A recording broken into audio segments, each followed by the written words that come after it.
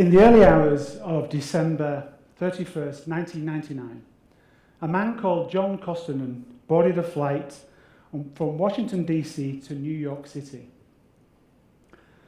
Joining John on that flight were some reporters and some tuxedo-clad revelers. All would enter the 20th century whilst in the air. John had planned his flight that way on purpose. John Costigan was Bill Clinton's Y2K coordinator and had been tasked with the plan of mitigating the potential threat of Y2K on all the disruption that would go along with it. John Costigan was confident with the investment that he'd made over the many years that he was ready to bring the US into the new millennium.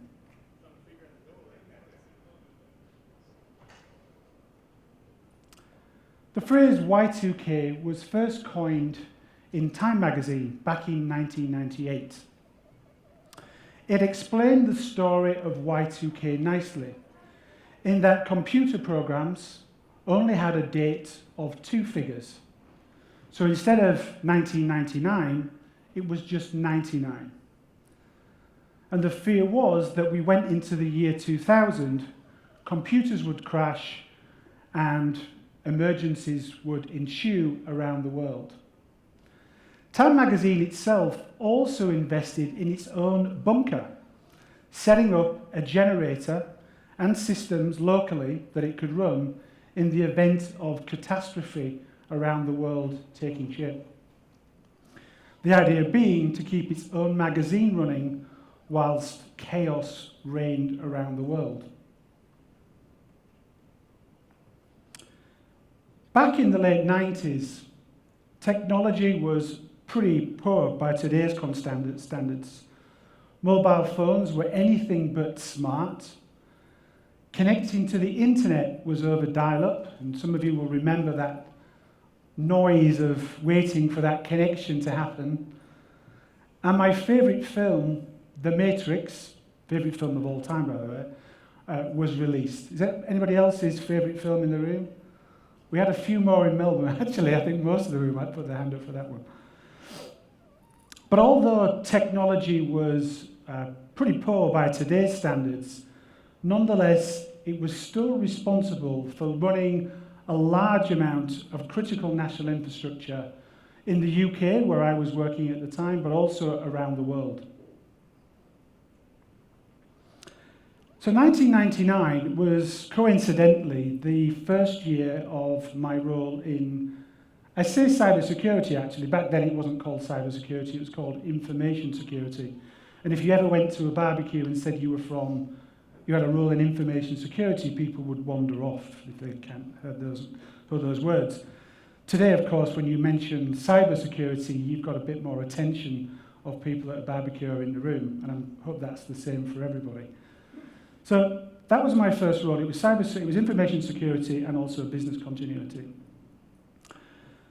My manager at the time had informed me of the large and significant investment that they'd made in their own computer programs, Unix, AS400s, mainframe, and many other systems that we use for our back offices to support IT infrastructure right up and down the UK. I was working for a retailer at Whitbread, and we used to have a centralised help desk. So if there were any computer problems out there in the retail businesses, then they would call the central help desk. From a security perspective, we felt we were largely on top of all the things that we needed to be on top of. But from a business continuity perspective, there was a view that we needed to do more and be ready just in case things went wrong. So I was given the task of response and recovery, largely focusing our attention on the help desk. The idea being that if we had any serious issues or incidents across any of our estate, they'd call the help desk, and then we'd manage and track the incidents and issues to closure. But we also had to think of scenarios in case the help desk itself wasn't available. And we actually had to think of some pretty wild scenarios in the event that we couldn't even get into the office. So we started thinking about if you can't get into the office, we still had our mobile phones, But what if there was rioting on the streets? Because this was kind of the era at the time. How would we continue to provide the service? But looking back, if there was rioting on the streets, the last thing that we'd be thinking about is defending the company and keeping the help desk going. We'd be largely thinking about how do we protect our loved ones and ourselves. So some of those scenarios were pretty wild, but very realistic at the time. So as January 2000 clocked over, barring a few incidentals across the world, and I mean only a few, there was a collective sigh of relief that none of the major computers or infrastructure around the world collapsed. We'd got through Y2K. But very shortly after that, as we moved out of January into the rest of the early part of the year, there was this mood change. The mood change was we made all this investment, but was it really required? And was it a waste of money and a waste of time? So not long after that, people were calling Y2K a big hoax. And just because an incident didn't materialize, that's why they felt that way. And I don't know about you, but this does happen in our industry today. I don't know about how many meetings any of you go into, but quite often there's a discussion around, well, have we had any incidents? Just because we haven't had any incidents doesn't mean that that investment was a waste of money. That's because of why we don't have any incidents. But some people don't need to say that, able to see that. So this is John Costigan, by the way. So John Costigan was extremely confident that going into the 20th century, they'd made a large investment, and he felt that going into the millennium, he was confident. The US alone, by the way, had spent close to 100 billion in US dollars, and that was just for their own area. There was much more spent around the world. But John Costigan had said, if nobody had done anything, I wouldn't have taken that flight. So why am I telling you this? Well, sometimes we need to look back to help predict some of the best options for the future. Y2K didn't happen precisely because of two things. One, a large amount of people did lots of things in small ways, largely the computer programmers at the time, some of them just doing it for the passion, quite frankly. Meeting the deadlines, but driven by the second point, some bold leaders. Some bold leaders at the time expressed the challenge clearly, galvanized support from the top, and built rapid public-private partnerships globally that sustained them over the years beyond Y2K. And this is what John was largely responsible for. So I feel that where we are now, we have a Y2K cyberstorm brewing. And a black swan event is just around the corner.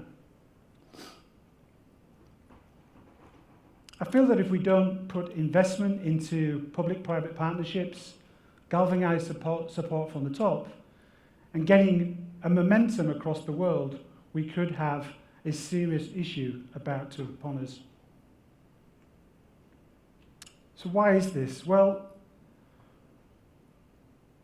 across our financial services industry, we have a large-scale digitization, we have expansion into broad markets across the world, and we have an ever-expanding ecosystem of the supply chain.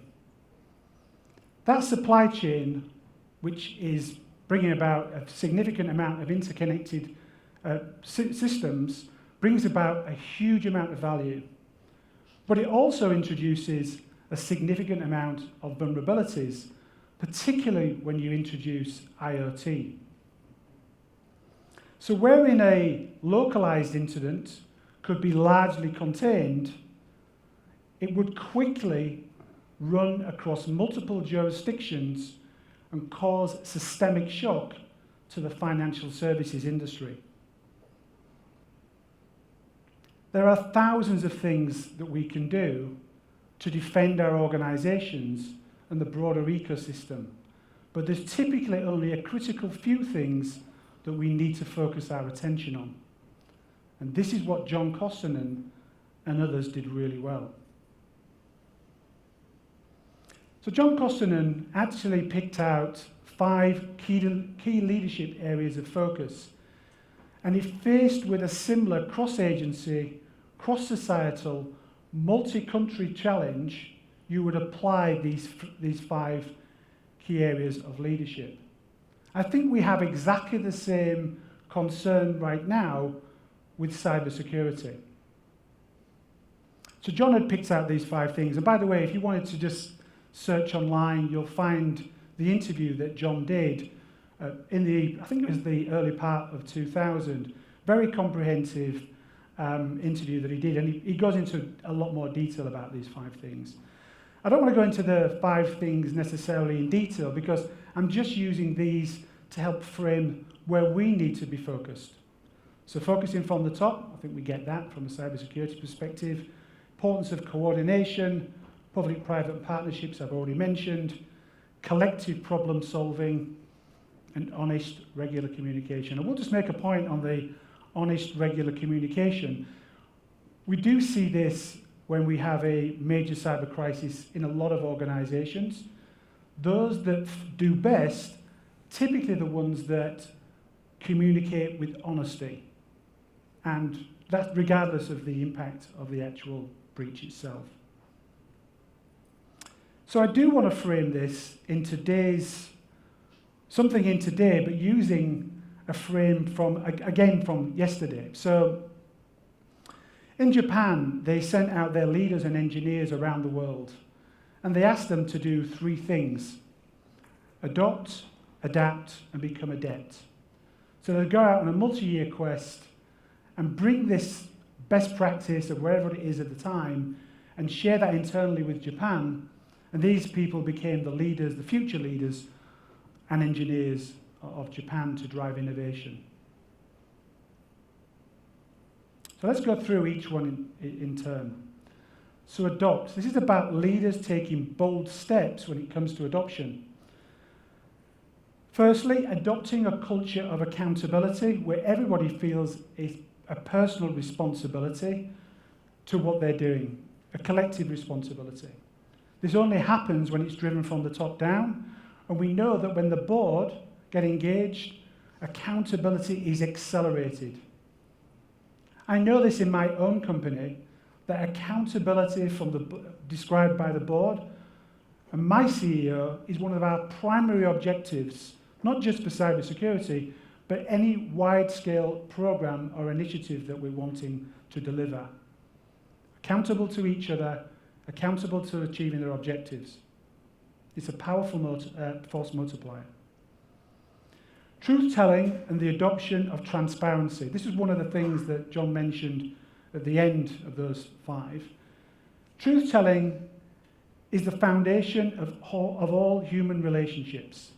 The more that we invest in being truthful and honest with our co-workers and partners, the more trust that we will build. Transparency comes through the measures and objectives that we set ourselves to increase transparency. And workforce adoption of diversity. The International Monetary Fund recently published a report that demonstrated women, when part of the workforce, increased productivity by 25% GDP in some developing countries. That is significant. In my own team, I have over 50% of my leaders across my entire organization that are women. That diversity of thought, again, is another powerful force multiplier. Let's face it, the attackers are getting more and more innovative, thinking up new ways to attack all our organizations. we need more diversity of thought. Women, poets, artists, communicators are all great assets to our diverse workforce. Adapt. This is about adapting our asset prioritization and security protection strategies. Crown jewels have been the mainstay of our narrative to the board and executives for some time. We're now shifting the focus in the financial services industry to important business services, the IBSs. Largely, you can be seen as a subset of the crown jewels related to the customer products of the banking organisation. The idea being that when focused your protection and resilience around these particular assets, you're more likely to reduce the impact of systemic shock across multiple banking infrastructures. And don't forget, us prioritising the assets in terms of important business services is linked to an operational resilience regulation. So there's a real genuine reason to do this. There's other important assets, by the way, which are valued by our attackers, and these are the high-value targets. Active Directory would be one of those examples. And protection strategy, simply moving security controls closer to the asset that you're trying to protect. Encryption is a really good example of that. Adapt your security strategy to include cyber resilience. We've now got cyber resilience regulations, standards coming out that we need to comply with in the cybersecurity industry, or in the financial services industry. But cyber resilience is not just about, this is the important bit, cyber resilience is not just about your own backyard, it's extending that to the entire ecosystem. So if you are a large bank, which I am part of a large bank, it's my responsibility as a senior cybersecurity leader to ensure that the entire ecosystem is protected. And I think we can do a lot more to make sure that our supply chain is strong, because we are only as strong as the weakest link. Adapt risk management to scenario-led dynamic risk management. This is about keeping the business in a position of having some autonomy about the way that they can deliver risk management. Largely, risk management is driven top-down across the group, but we now need to give them a sliding scale so that they can make decisions about where they spend their money. Not every business or every business unit is thriving. Some will be thriving, some will be developing. We need to give the businesses the tools to be able to make the right decisions about when they spend their money. Not if they spend their money, but when they spend their money. So we need to look at the concept of non-negotiable control, which I'm sure most of you are familiar with. There'll be things in the business that they'll need to deploy controls with to prevent a group-wide incident, but there'll be some optional controls that they can choose to deploy at a certain time, looking at a risk appetite measure, that, if not deployed, won't necessarily cause a shock to the entire organisation. Adept. Adept at maintaining a whole team approach to stakeholder management. Stakeholder management is something that I'm extremely passionate about, and I know there's at least one person in the room here who's been on one of our programs at the Cyber Leadership Institute. Stakeholder management is the strongest theme that any cybersecurity professional or any leader can adopt. It's really important that we understand both internal and external stakeholders that we manage across our entire ecosystem. These are individual relationships. But we need to extend that stakeholder management to our entire teams. So if I have a team of, say, 100 people across the organisation, then how does everybody know the pitch that I would pitch and know to be able to go to a greater detail? That is another force multiplier of getting the message to have influence and impact of the cybersecurity team and organisation. Adapt to building and maintaining your personal brand. You all have a personal brand, whether you like it or not. But why is that important? Well, it's one of those accelerators to building trust. We all need to build trust extremely quickly. I'm sure there's vendors in the room here, there's cybersecurity professionals in the room here. When people look to meet other people, they typically Google right now, or to understand a little bit more, to get a common understanding and narrative. It's just the way that we operate. Type your name in Google. Whatever comes up on your first page is your brand, your personal brand. If you don't like your personal brand, you can do something about it, but it takes time and effort. If you want to accelerate trust, that's one way to start doing that. Start with something like LinkedIn or some other social media platform. Finally, adapting your communications so they can be adopted for your audience. I wouldn't present to the chairman of my board the same way that I would present to a group of maybe administrators or security analysts in my firm. Make sure that communication is typically transparent and is able to be translatable into the specific language of the person that you're speaking with.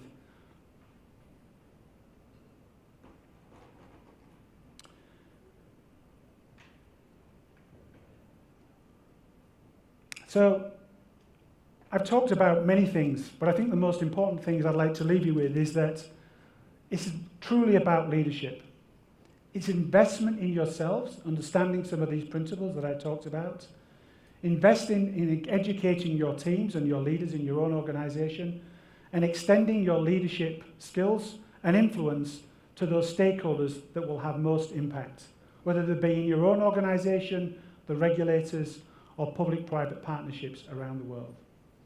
In the words of another John, Dr. John Maxwell, everything rises and falls on leadership. Thank you.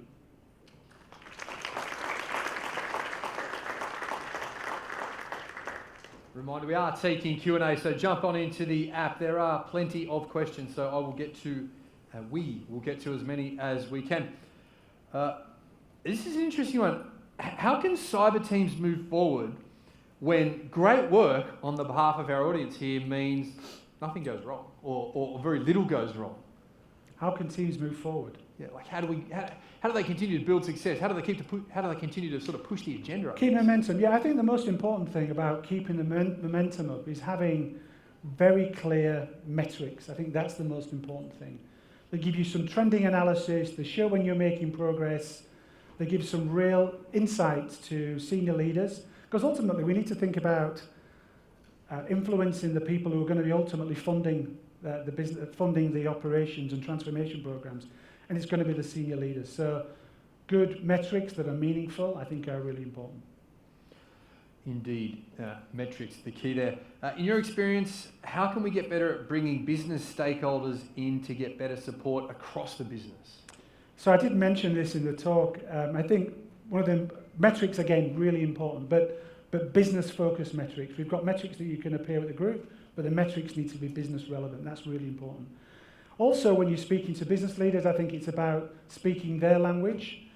You know, businesses that we support in the bank, they'll be thinking about revenue. And I think we do have an opportunity with the new operational resilience regulation through using the language of important business services. This really does capture the imagination of businesses, and I think this is one of our opportunities. If you've not already seized it, you should do now. Talk about important business services.